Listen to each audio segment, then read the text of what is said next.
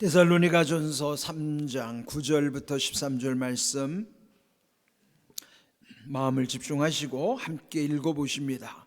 우리가 우리 하나님 앞에서 너희로 말미암아 모든 기쁨으로 기뻐하니 너희를 위하여 능히 어떠한 감사로 하나님께 보답할까. 주야로 심히 간구함은 너희 얼굴을 보고 너희의 믿음이 부족한 것을 보충하게 하려 함이라.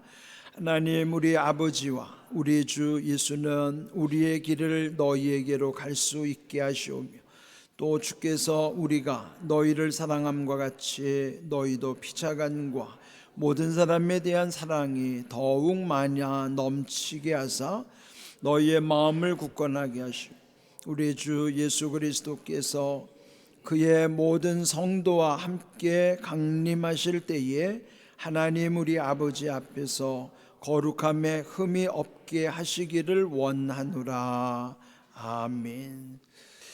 오늘은 12월 첫째 날이면서도 주일, 또 우리 교회력으로서는 대림절 첫 번째 주일을 맞이하는 날입니다.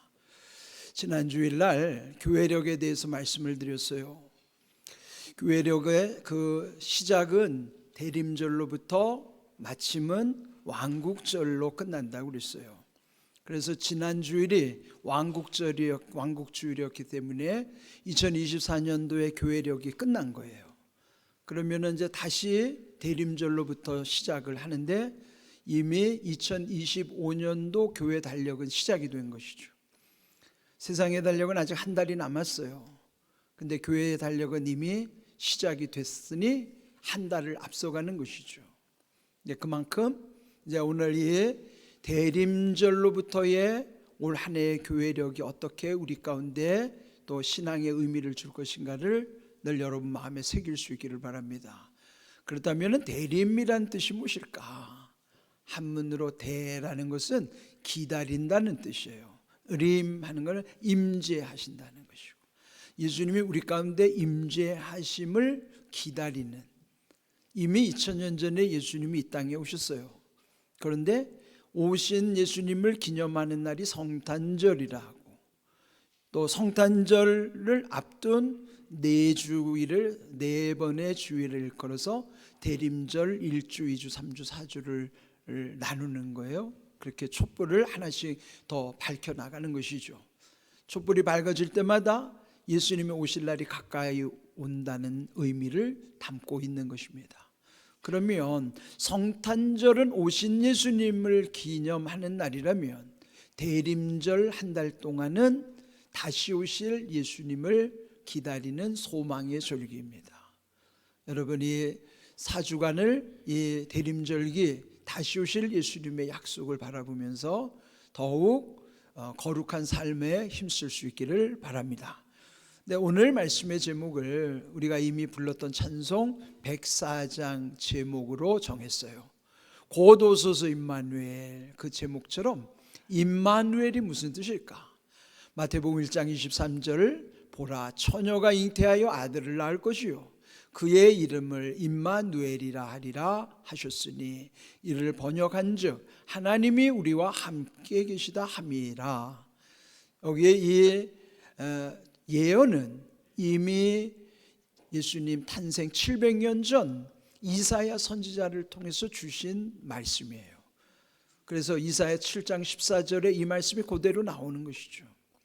그러면은 예수라고 하는 이름에 우리는 익숙해 있죠. 예수라는 이름의 뜻은 구원자라는 뜻이고, 그 구원자 예수라는 이름 속에는 구원의 약속을 담아주셨어요. 그러면 또 하나의 이름을 말씀하셨는데 그 이름을 임마누엘이라 하리라. 그렇다면 임마누엘이라는 이름 속에는 하나님이 어떤 약속을 담으셨을까? 그 뜻은 하나님이 우리와 함께 계시다. 다시 표현하면 우리와 함께 계시는 하나님, 즉 함께 하시겠노라고 하는 약속이 임마누엘 이름 속에 있는 거예요. 이름에 다 뜻이 있듯이 예수님의 두 가지 이름, 예수라는 이름 속에는 구원의 약속, 임마누엘이라는 이름 속에는 함께 하시겠다고 하는 약속, 이 두 가지 예수님 이름 속의 약속이 우리에게 주시는 약속이에요. 그렇다면은 임마누엘이 어떻게 성취되는가? 요한복음 1장 14절, 말씀이 육신이 되어 우리 가운데 거하시매 우리가 그의 영광을 보니 아버지의 독생자의 영광이요 은혜와 진리가 충만하더라. 예수님이 우리 가운데 오신 사건을 요한 사도는 말씀이셨는데 우리와 같은 몸을 입고 육신이 되셔서 오신 분이 예수님이라는 것이죠.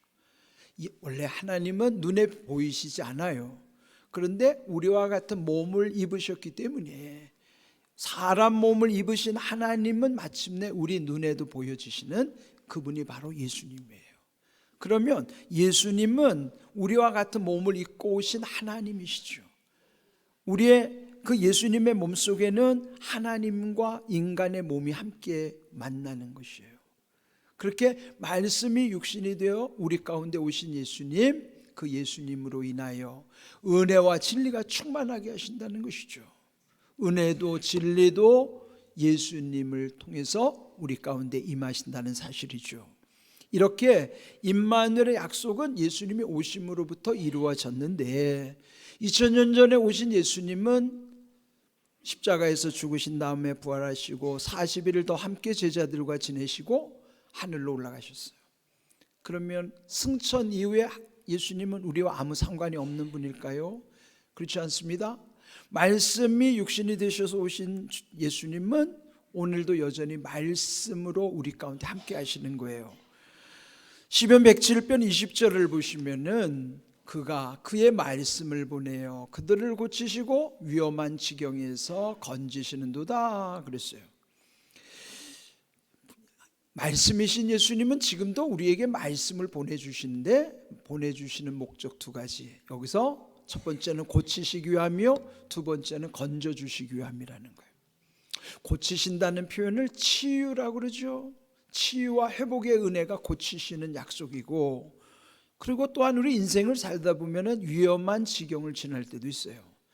그때 거기서 건져내 주시는 구원, 궁극적 구원은 죄로부터 건져서 천국으로 들어가게 하시는 게 그게 구원이지만, 실제 생활 속에서는 위험한 지경에서부터 건져주시는 것이 삶의 구원이에요. 이 두 가지가 우리에게 참 중요하죠. 근데 그게 어떻게 임하는가? 말씀을 보내주시면 말씀의 능력 가운데 고치시는 능력도 건져주시는 능력도 그 말씀 속에 있다는 거예요. 그러니까 여러분, 말씀 소홀히 하면 안 됩니다. 또 말씀 무시하면 더더구나 안 되죠. 말씀이라고 하는 것은 우리에게 주시는 놀라운 약속, 그리고 말씀은 우리에게 이루시는 그대로의 사건이 되는 거예요. 그런데 마태복음 28장 20절은 마태복음의 마지막 장 마지막 절이에요. 사도 마태가 예수님께 들은 말씀을 이렇게 마무리하고 있는 거예요. 내가 세상 끝날까지 너희와 항상 함께 있으리라. 함께 하신다는 뜻이 임마누엘, 마지막 예수님의 약속도 세상 끝날까지 너희와 항상 함께 있겠노라고 하는 약속이에요. 현재적으로는 말씀을 때를 따라 돕는 은혜 가운데도 보내주시지만은, 그러나 그 유효기간은 영원한 거예요. 세상 끝날까지요, 항상이시니까요. 그래서 여러분, 이런 표현을 일컬어서 영원한 현재라고 하는 거예요. 우리의 이 세상에서의 시간은 과거, 현재, 미래로 구분이 되지만은 영적인 세계는 구분되지 않아요. 영적인 세계는 과거와 현재와 미래가 다 연결이 되어 있기 때문에 그는 다 현재, 그런데 영원하기 때문에 영원한 현재라고 하는 거예요. 영원한 현재는 영적인 시간 개념이에요. 영원한 현재를 살아가는 우리에게 이미 2000년 전에 우리를 위해서 구원을 완성하셨을 뿐만 아니라 지금도 우리에게 말씀을 보내주시는데, 앞으로도 영원까지, 세상 끝날까지 우리와 함께 하시겠노라고. 그렇다면 이 약속이야말로 임마누엘이라고 하는 이 약속은 영원한 현재 속에서 이루게 하시는 거예요. 이렇게 귀한 은혜를 우리에게 주셨다는 것이 얼마나 놀라운 일입니까? 요한복음 14장 6절 말씀, 내가 곧 길이요 진리요 생명이니 누구든지 나로 말미암지 않고는 아버지께로 올 자가 없느니라. 예수님은 과거에도 그랬고 지금도 미래에도 예수님은 우리의 길과 진리와 생명이십니다. 그런데 여기서 중요한 것은 예수님으로 말미암지 않고는 하나님 아버지께로 갈 수가 없다는 것이죠. 그런데 여기 누구든지라는 거예요. 예외가 없어요. 세상에는요, 어떤 사람을 모집할 때는 한정을 하거나 특정을 한다고요. 그런데 하나님의 은혜 안에는 한정되거나 특정되는 게 아니에요. 누구에게나 열려져 있어요. 모두를 부르시는 거예요.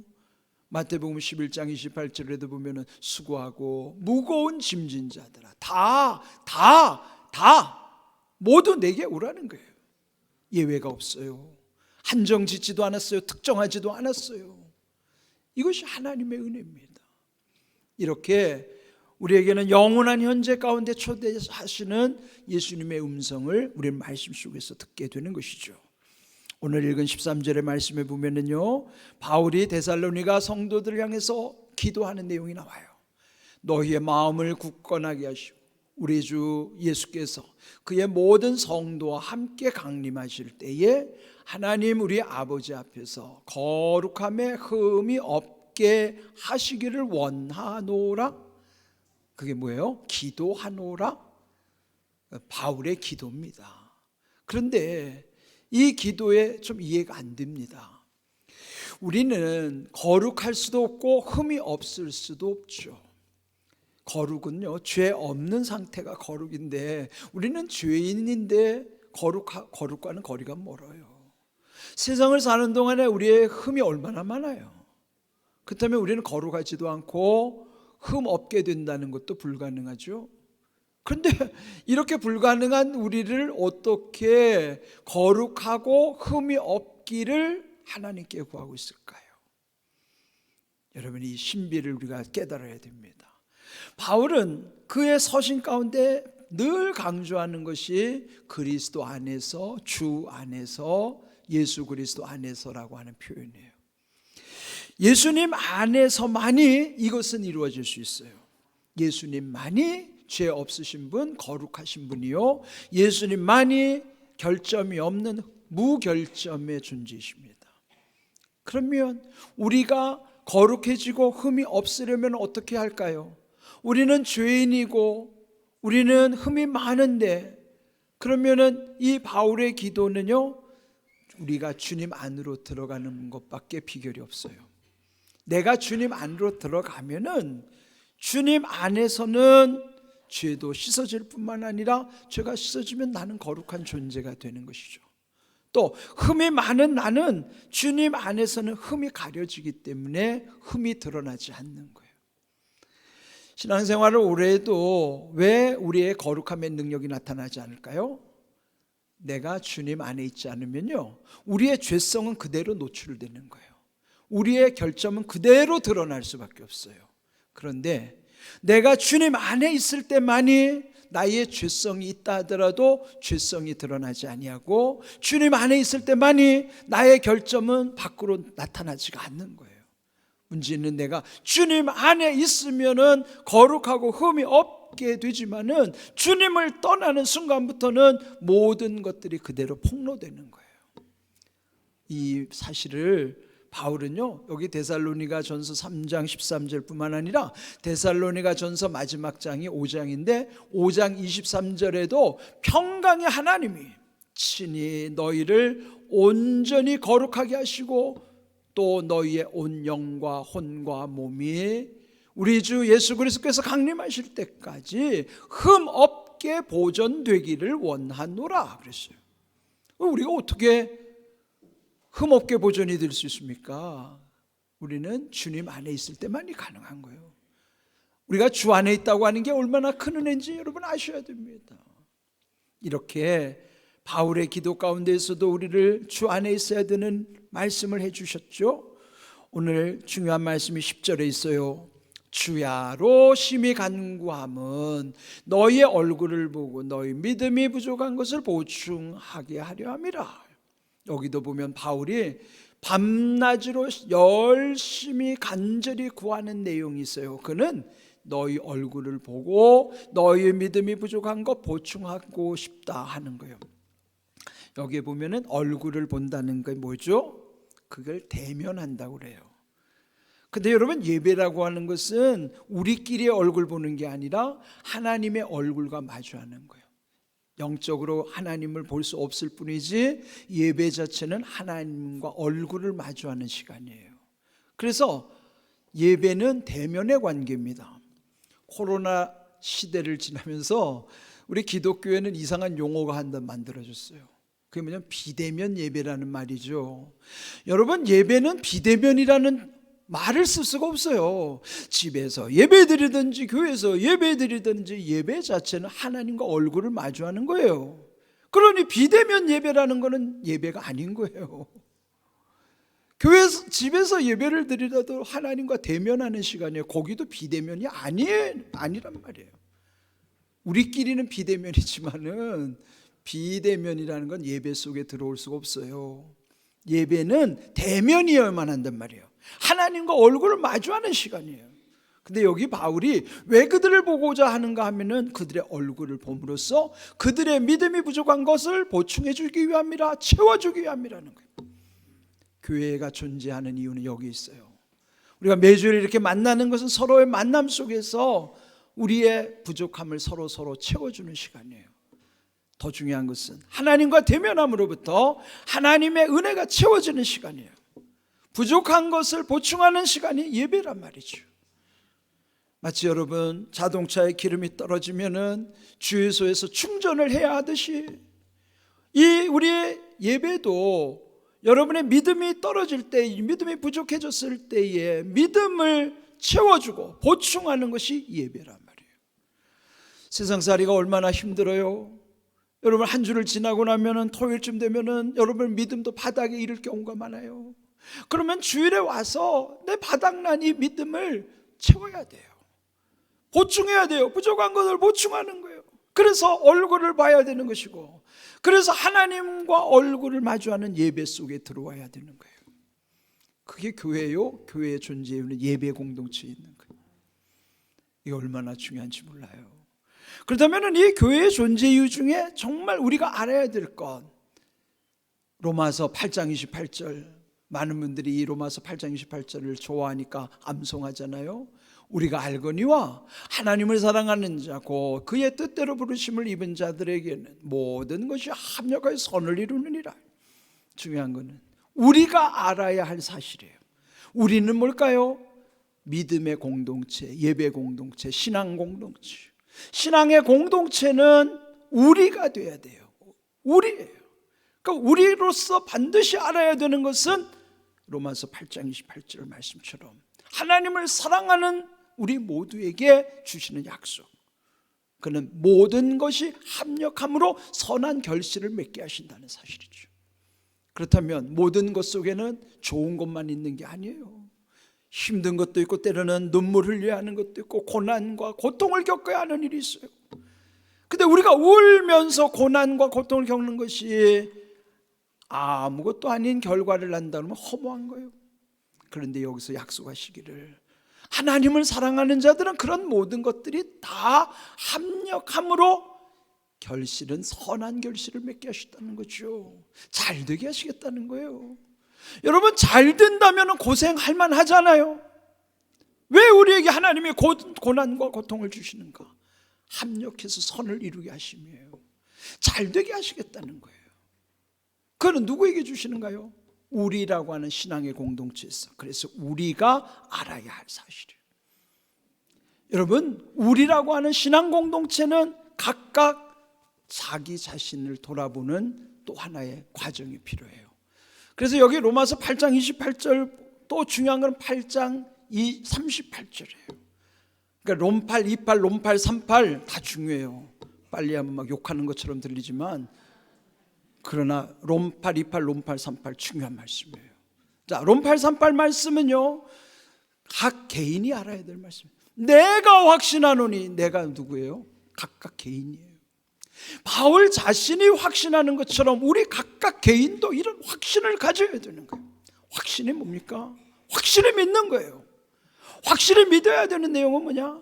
끝에 보면은 하나님의 사랑에서 끊을 수 없다는 사실이죠. 근데 여기 보면 바울이 10가지를 설명하는 거예요. 그 중에 첫 번째가 뭐예요? 사망. 우리 인생이 제일 두려워하는 게 죽음인데, 죽으면 모든 것이 끊어지는 거죠. 죽으면 살아서의 모든 관계도 다 끊어지는 거예요. 그런데 두려워하지 마십시오. 내가 죽는다고 해서 하나님과의 관계가 끊어지느냐? 아니라는 거죠. 하나님의 사랑에서는 내가 죽는다 하더라도 사망도 하나님의 사랑에서 나를 끊을 수가 없다. 생명뿐만 아니라 천사들, 권세자들, 현재일, 장래일 뿐만 아니라 능력도 마찬가지죠. 근데 우리 주변에 보면 능력이 조금만 생기면은 교만해서 하나님을 떠나는 사람들이 있어요. 그런데 능력이 많거나 적거나 상관없이 하나님의 사랑에서 끊을 수 없다는 사실이에요. 높아진다고 해서 어떤 사람은 조금만 높아지면은 하나님을 떠나잖아요. 그런데 높아지더라도 깊음 속에 있다 하더라도 다른 어떤 피조물이라도 이 10가지 그 무엇으로도 하나님과의 관계, 하나님이 나를 사랑하시고 내가 하나님을 사랑하는 이 하나님의 사랑의 관계에서 끊을 수 없다고 하는 것을 확실히 믿는다는 것이 바울의 고백이에요. 이거는 내가 확신하노니처럼 우리 각각 개인의 확실히 믿는 믿음으로서의 고백이어야만 하는 거예요. 로마서 8장 28절이 우리가 알거니와라고 하는 신앙의 공동체에게 주시는 약속이랍니다. 여기 38절은 내가 확신하노니라고 하는 각각 개인의 확실한 믿음으로서 주님께 고백해야 될 내용이에요. 하나님과 나는 분리될 수가 없다는 사실, 끊을 수도 없다는 사실, 그 누가 그 무엇으로도 하나님과 나를 끊을 수 없다고 하는 사실, 이런 확신으로 살아간다면 세상은 두렵지 않아요. 하나님 앞에 순교하는 사람들이 이런 확신 없으면 어떻게 순교하겠어요? 우리의 믿음은 여기까지 가야 되는 거예요. 우리의 공동체의 믿음은 합력해서 선을 이루시는 하나님의 약속을 믿는 것이고, 우리 각자 주님께 고백해야 되는 확실한 믿음은 그 무엇으로도 주님과 나의 관계를 끊을 수 없다는 것을 주님께 고백해야 되는 거예요. 여러분, 그런 믿음의 경지까지 이르시기를 바랍니다. 로마서 8장 28절, 로마서 8장 38절, 우리와 나의 개인의 관계에 있어서의 그 관계를 잘 생각하십시오. 내가 어떻게 주님과의 관계 속에서 살아가는가? 이런 귀한 일들 우리 안에 말씀해 주신 거예요. 오늘 이 말씀의 제목 곧 오소서 임마누엘, 이 말씀처럼 주님이 구약시대 때부터 오시겠노라고 약속하신 대로 주님이 오셨어요. 그건 성찬절을 기념하는 것이죠. 이제 우리는 다시 오실 예수님, 재림의 주님을 바라보면서 예수님이 승천하실 때 주신 약속의 말씀을 요한계시록 22장 20절, 이거는요 요한계시록의 마지막 장 끝절에 해당하는 거예요. 이것은 성경의 끝부분이기도 해요. 근데 요한 사도가 여기서 예수님의 명령과 답변을 여기서 아주 잘 적어놓고 있는 거예요. 주님 말씀하셨어요. 내가 진실로 속히 오리라, 이렇게 말씀하셨을 때에 초대교회 성도들은 아멘 주 예수여 오시옵소서 이렇게 화답을 한 거예요. 그래서 초대교회 처음 예배로부터 지금까지 모든 예배 속에는 이 예수님의 말씀을 여기 설교자가 대언하면 모든 회중들은 아멘 주 예수 오시옵소서라고 화답을 하는 거예요. 이게 예배예요. 예배의 끝이에요. 예배는 다시 오실 예수님을 잊어버리지 않는 게 예배라고요. 근데 어느 순간부터 우리의 예배 속에는 이 고백이 사라졌어요. 이거 살려야 됩니다. 모든 예배가 끝날 때는 예수님이 말씀하신 약속 앞에 우리 모두도 이렇게 화답해야 돼요. 고백해야 돼요. 아멘 주 예수여 오시옵소서. 이렇게 이 믿음 가지고 세상을 또 살아가는 거예요. 주님 다시 오실 때까지. 그게 예배입니다. 오늘 왜 우리의 예배가 허약해졌는지 아시겠죠? 이런 재림의 신앙을 우리는 놓치고 있는 거예요. 우리의 이 예배가 이거 살아나야 돼요. 그래서 오늘 한번 여러분이 저와 함께 이거를 한번 살리자고요.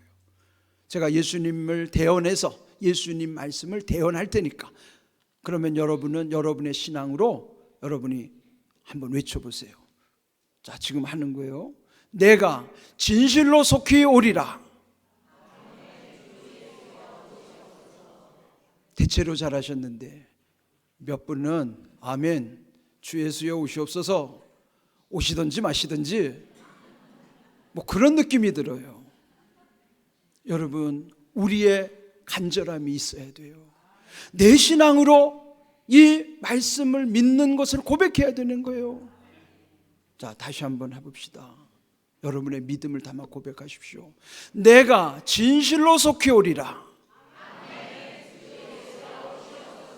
다시 오실 예수님을 소망하면서 우리가 이렇게 이 믿음 붙잡고 살아갈 수 있도록, 그러면서 오늘 고도소서 임마누엘이라는 이름 속에 그 약속을 담아주신 것, 우리가 믿고 살아갈 때에 주님이 우리를 먼저 부르시든지 주님이 이 땅에 먼저 오시든지, 예수님이 이 땅에 재림하시는 날은 이 세상의 역사가 끝나는 역사적 종말의 때이고, 그 전에 나를 부르시면 내 개인의 종말이에요.